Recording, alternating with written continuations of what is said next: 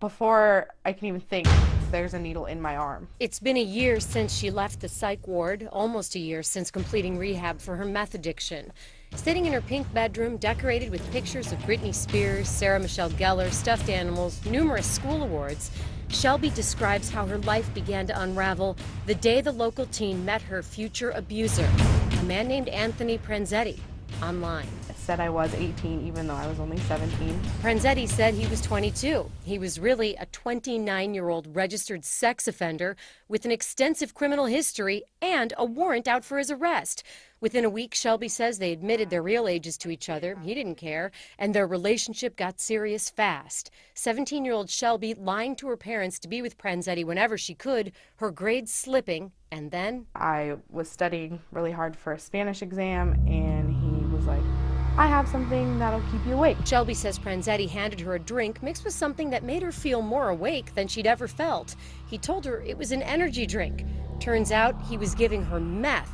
She was addicted, and soon he was injecting it into her arm. The second it hit my vein, I was in this world that I didn't know existed. It just stuns me to think that somebody could manipulate somebody that fast and that strongly. Shelby's mom can't forgive herself for not realizing what was happening to her daughter. And her stepfather, who's raised her since practically birth, happens to be a former police officer. I was too close to the situation. It very much is, I couldn't see the forest for the trees. I know people are thinking that. Where were those parents? Why were they not aware of what their child was doing? Well, you have a child for 17 years who really, honestly, this sounds so dumb, but was really perfect. Good grades, great athlete, lots of friends. They finally found out when a police officer came to their home saying investigators were monitoring jailhouse conversations between their daughter and a 29-year-old sex offender.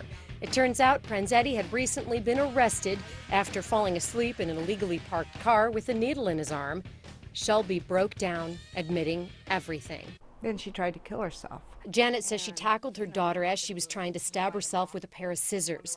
And over the next several weeks, as Shelby recovered, she says she learned Pranzetti had not only videotaped himself having sex with her, but had shared the video with others. Yeah, well, he didn't love me. It's on computers, it's on zip drives, it's on, multiple computers. And on his hard drive, investigators say they found more images of other underage girls. I'm most sad that